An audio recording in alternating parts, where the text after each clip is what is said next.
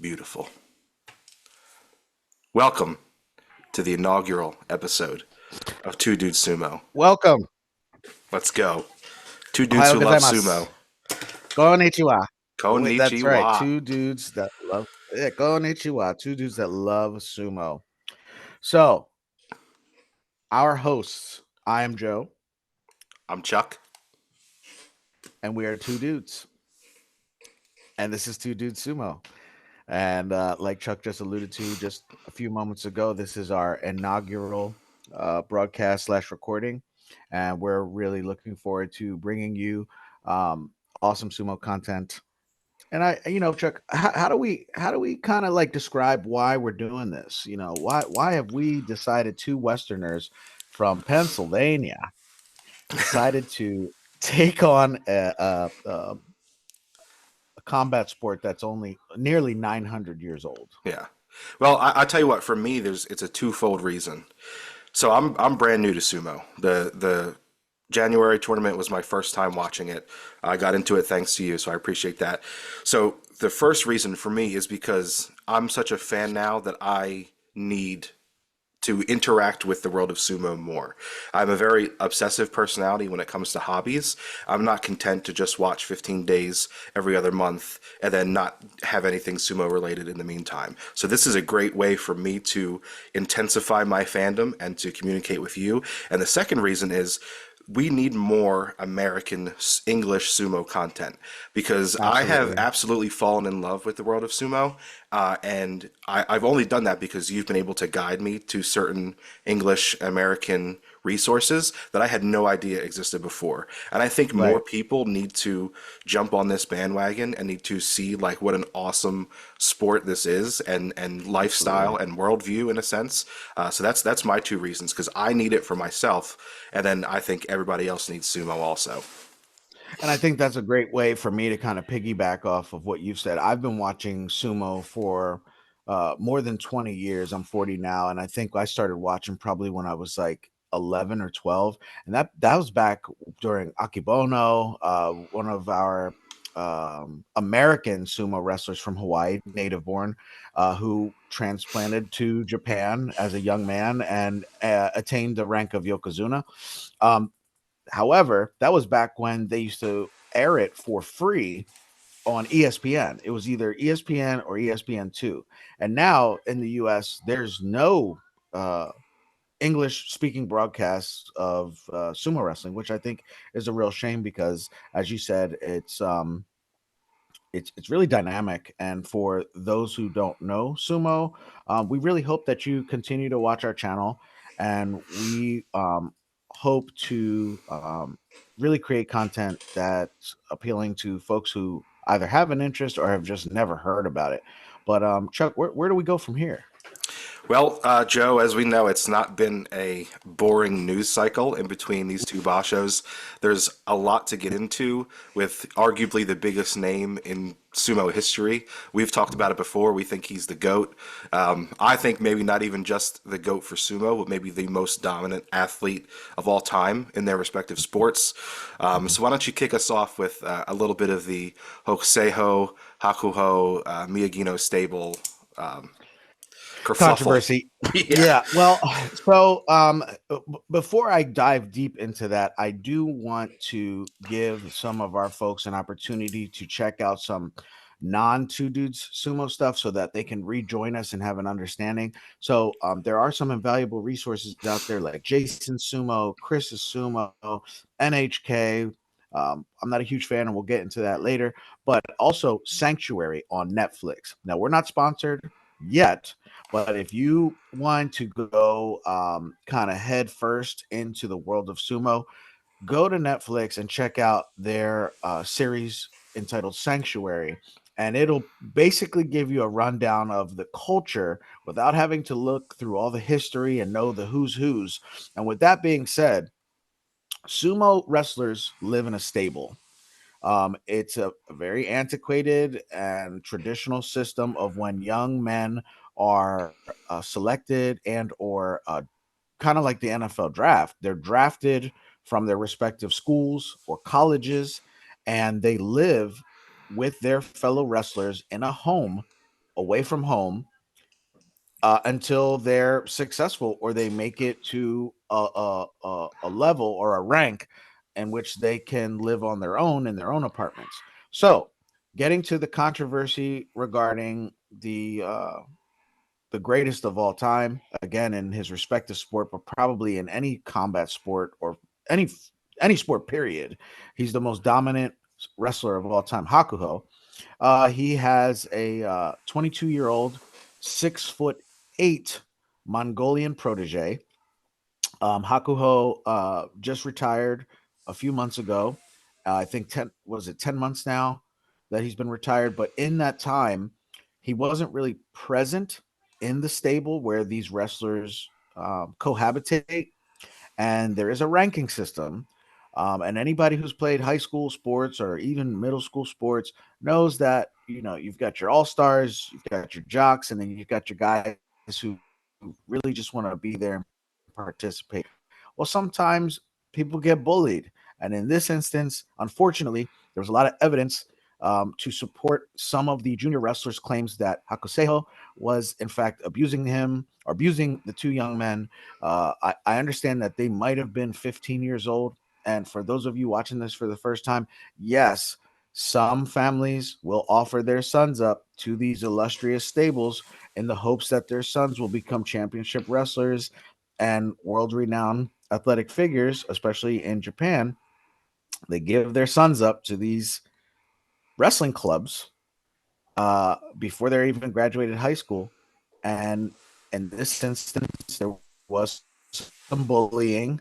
Um, I would go as far as to say that it was a little bit more than bullying. We were talking severe to borderline hazing. Hmm. Um, Luckily and unfortunately, in this situation, no one, um, and of course, we're not going to know all the details, but no one was seriously damaged. No one was seriously injured, but the abuse allegations are pretty severe. uh, Beating individuals with broom handles and leftover mawashi cloth, which is the loincloth that they wear to fight, making a makeshift club out of that, using an insecticide or basically like an aerosol with a lighter and flame throwing these guys, like scaring the bejesus out of them. And I do want to warn our viewers too that some of the content that we discuss on here, we might let some profanity slide. We're still trying to navigate our way through the YouTubes, but it's a barbaric and beautiful sport, and we're not going to try and sugarcoat it. So yes, we're starting off this news cycle with some tragic but kind of important news because you know what, I'm going to take a pause and let you jump in because I had some other stuff about Hakuho's stable development and where he wanted to do his new stable in Ginza, which is basically like the Beverly Hills of Japan, $20,000 or $20 million stable that he was going to build in Ginza. But Chuck, why don't you jump in here?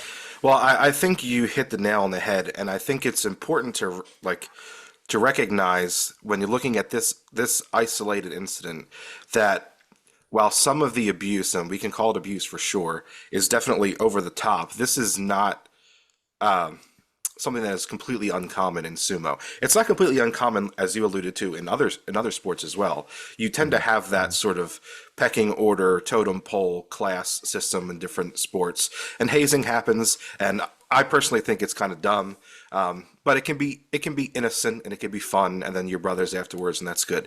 But it really sounds like the level to which Hokuseiho went to get after the underlings below him, it's almost like mind blowing.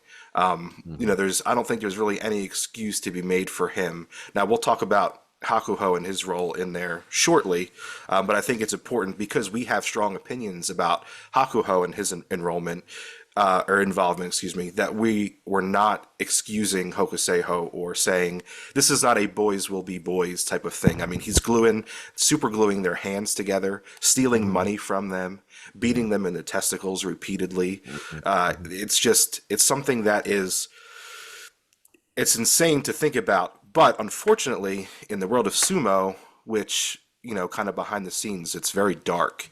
It's not an isolated incident. I hope that this can maybe bring these things to light a little bit more, and kind of keep the public eye on them. I mean, I believe the JSA really only heard about this when somebody tweeted them, a parent of one of the victims tweeted or sent them a DM on Twitter. But I think, like you said, this is a thing that happens, and he just took it way too far.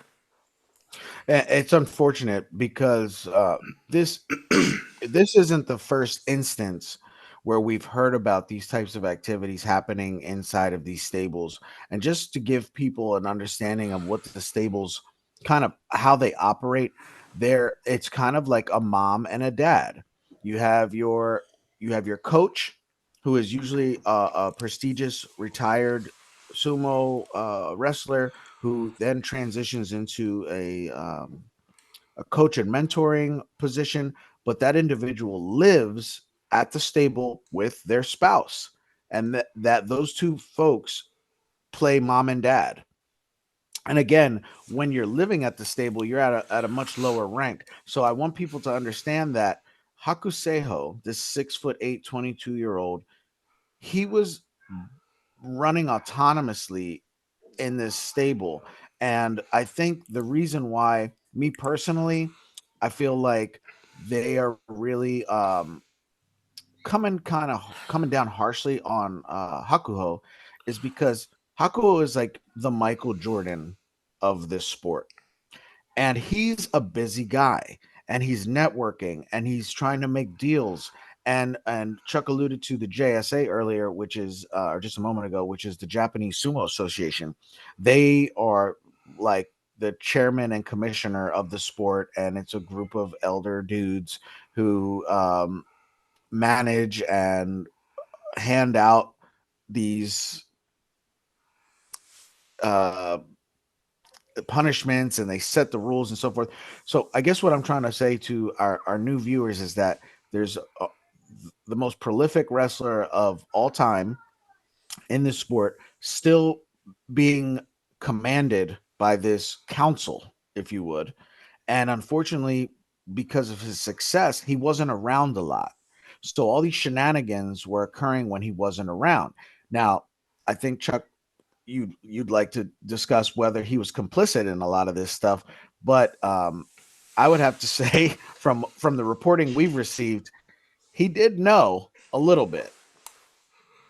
Yeah, yeah, not without excuse. I think there was a couple things that were brought to his attention. I think in 2022, if I'm remembering correctly, things to kind of keep an eye on with Hokuseihu. I don't know that he really knew the extent to which these things happened. I'm sure there are times where other oyakata or coaches or stable masters have things brought to their attention, and the reaction is similar. It's like, okay, this is sumo. Nobody's dying or being set on Mhm. fire yet, so that's That okay. has happened though. That has happened though. Right, yeah. And And our just real quickly, I don't mean to cut you, but no, you're good. our viewers might be shocked to know that this isn't the first time that this has happened in a stable, but in other stables where there's been reports substantiated with evidence of abuse, wrestler on wrestler abuse. The oyakata, the coaches, they were not removed. They were not removed from their stable. There was a young man, and you folks can do the research because we're not here to do that for you. We're just here to introduce you to the sport. There was a young man who was beaten over the head with beer bottles and died subsequently from his injuries. And that coach was not removed from his stable. So, again, is it because Hakuho was Mongolian and the perpetrators of that brutal bottle beating were Japanese? We talk about it in the sport that he will never be a real Japanese. So, there's that also to contend with. Yeah. I think, Joe, what would be helpful, since you have been a sumo fan for a while and you lived through Hakuho's reign and his domination, to kind of set up talking about the punishments about Hakuho, talk a little bit about the adversity that he faced from the JSA, the Japanese people, kind of set that up for us. That way we can see when we talk about his current punishments and things that there might be I don't know, some underlying animosity towards him. Mm, mm. Well, I'm going to take the next 45 seconds to try and break that down because I do want to use the 9 minutes remaining to try and talk about the upcoming Basho, which is going to start tomorrow. You and I are both very excited about it. But what I will say is that I think that the gentleman, the gentleman that comprised the JSA, again, please go watch Sanctuary on Netflix. You'll get a better understanding of how this all operates. If you're familiar with the NFL or the NBA, there's a board, a committee, a chairperson. It's a group of men that kind of govern this sport. And Hakuho is Mongolian. He is not Japanese. And in the history, the 839-year history of sumo, no one has been better than this Mongolian. So it's a Japanese sport which is dominated by a foreigner.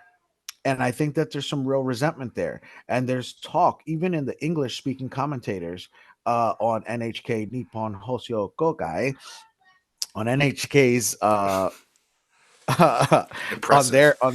on their site, uh, they you can just hear it in their voice that they do not like the fact that this foreigner has dominated their sport for so long, and it could be many, many, many more decades until a Japanese man is as successful as Hakuho has ever been. We might not ever see another human person, whether they're a foreigner or like he is the GOAT. Like, I mean, I don't want to get sued, but our logo kind of looks like the GOAT. I'm not saying it is, He's the but inspiration. he's the inspiration behind that. But yeah, Chuck, we know that there's a lot of turmoil right now with that the Miyagi stable, and I just hope that their wrestlers are not disbanded. No one has the space to take 22 wrestlers, and we have to also say that these 22 wrestlers are probably some of the best acquisitions. You if you are the Michael Jordan, do you want to go play for Michael Jordan? Absolutely. If Michael Jordan sent you an email or called your home or showed up on your doorstep and said, "Hey, I think you're a great basketball player. I want you to come train at my facility under me," you would not turn that down. And Hakuho is the Michael Jordan of the sumo wrestling world. Amen. Anyway, Chuck, let's segue into tomorrow's Yes. Basho. Let's get to it. Finally. Finally. Yes, we've had to wait a month, and here we are coming up on the second tournament of 2024. Do you want to do a quick recap of January, or do you Yeah, want to go into? January was great. We saw Teruno Fuji take the Yusho, the championship, the lone Yokozuna that we have now, which for the new people out there is the highest rank of sumo. And where does he hail from? He is not from Japan, I tell you that much. He's That man not. is he is one of He's those from Mongolian foreigners. He's a Mongolian foreigner. Yeah, and we'll have stats and stuff like that to come. Yeah. Go ahead. So that was great. I love to see the young guys. Ono Sato is one of my favorites. He had a great basho, which made him jump up like 10 ranks in the current rankings. I loved it as my first time watching every day, 15 days straight of sumo. It was an amazing part of my morning routine. I woke up early because of the time difference, made my coffee, and it was the first thing I did every day for 15 straight days. It was incredible. I loved every minute of it. I'm still getting used to a lot of the wrestlers or Rikishi. There's some of them I can recognize on sight, but there's 42 of them in the top division, so that's a lot to keep track of. But I absolutely had a blast, and I can't wait to see the next one start here tomorrow and see what we're going to get. So I'm so stoked. Yeah, the sumo withdrawals is real. It's a real thing. I think that you know, as a Westerner, I can't think of another sport outside of baseball that has kind of like the repetitiousness of the schedule or how often you play. But for our first time listeners or anyone who's new to sumo wrestling, each wrestler fights for 15 days straight. They have one fight every day. So if you look at it in terms of boxing or other any pugilistic sport or any other combat sport, you're usually only going to fight a tournament which lasts one day. and you might fight a couple times in that day, especially Greco-Roman freestyle wrestling or sambo or even judo or jiu-jitsu. You don't fight for 2 weeks and a day. You fight for that day for however many hours, and then a champion is crowned or given a medal or trophy at the end of the day. These gentlemen are quite literally head to head, face to face, body to body, chest to chest, limb to limb, once a day for 15 days. And a lot happens in those 15 days, Chuck.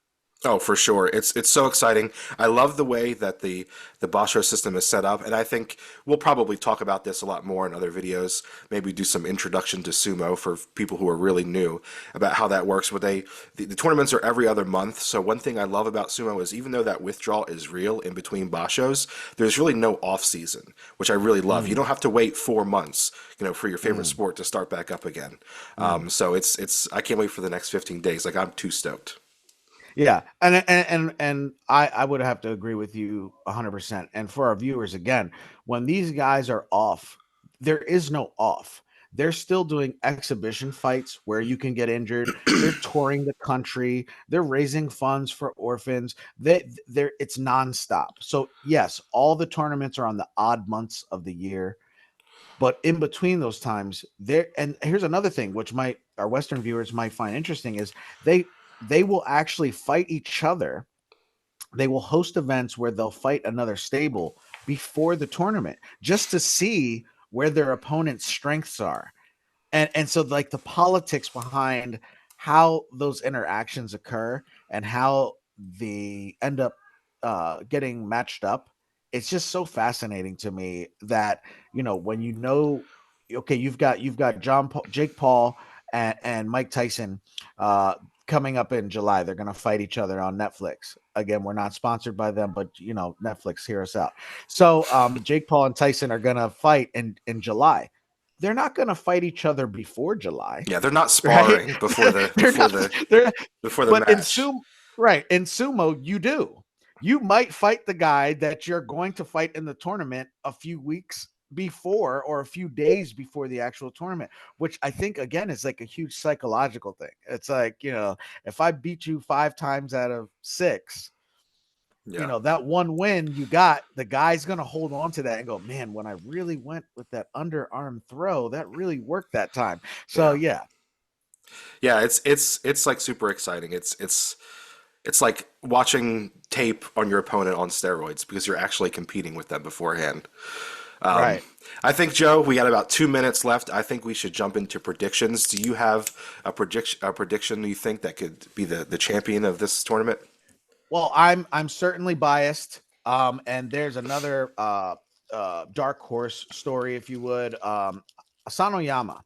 Asano Yama is my favorite Rikishi, besides the Waka brothers, Wata Kakakage and Waka Mataharu. And we can get into the legacy and the folklore about that at some Yeah, other they time. should get But their own yes, episode.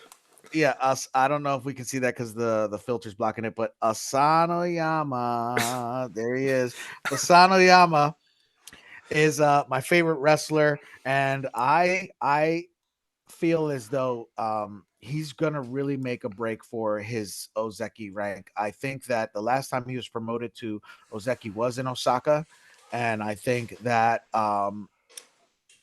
he's going to make a real good showing this Basho because I think he wants to retain his title. I think he wants the rank of Ozeki back. And I think ultimately he's going to be a Yokozuna. And he's Japanese. So the Japanese people Perfect. should support him 100% and cheer for him. But I think that his strength power is there. And we've got about 50 seconds.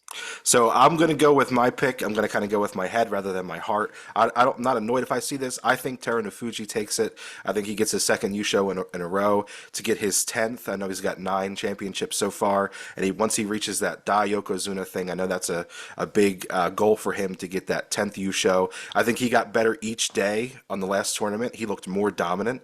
And when he got to the end, I mean, he was throwing the top ranked guys around. I think he takes it again. I hope he stays injury free. Again, thanks for tuning in to Two Dudes Sumo. Two Dudes Sumo coming at you. Tomorrow is the beginning of the Basho. Chuck, arigato gozaimasu. Later. See ya.